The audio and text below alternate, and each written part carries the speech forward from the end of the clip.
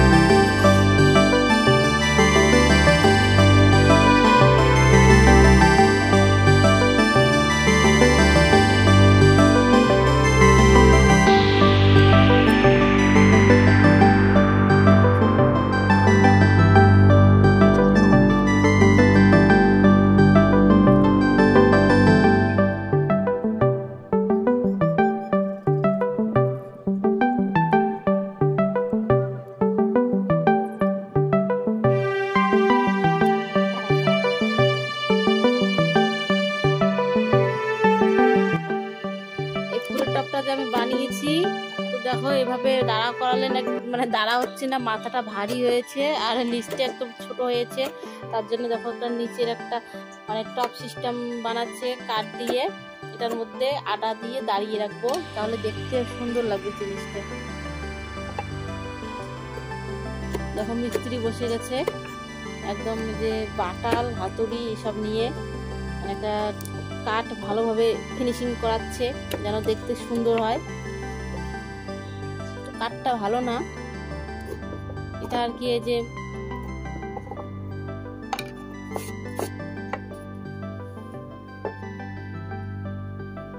যে দেখো ফুল গাছ।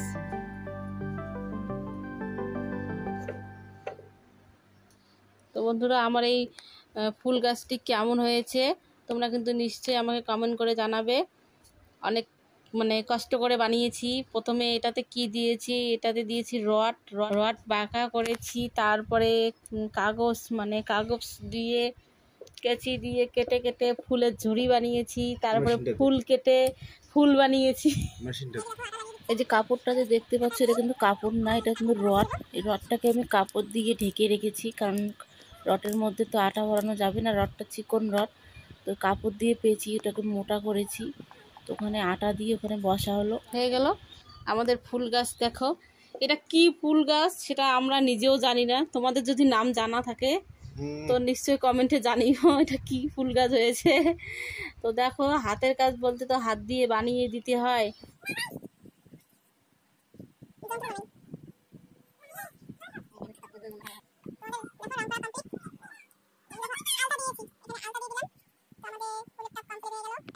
দেখো আমাদের আলতা দিয়ে রং করা কমপ্লিট হয়ে গেল। এখন এটাকে আমি দেখো রোদের মধ্যে করে দেবো। এখন এটাকে রোদ্রে দেবো নিচটা যাতে শুকিয়ে যায় খুব তাড়াতাড়ি। তো আজকে দেখো রোদ্রু ওঠেনি ঠিক মতো, আকাশটা একদম মেঘলা মেঘলা। এখানে আমাদের একটু রোদটা তাড়াতাড়ি পড়ে। তো দেখো এখানে রেখে দিলাম। কেমন হয়েছে নিশ্চয়ই কিন্তু বলবে। এটা শুকিয়ে গেলে এটাকে স্কুলে নিয়ে যাবে, কারণ এটা হাতের কাজ দেবে আমার মেয়ে স্কুলে আজকে। তো বন্ধুরা টাটা।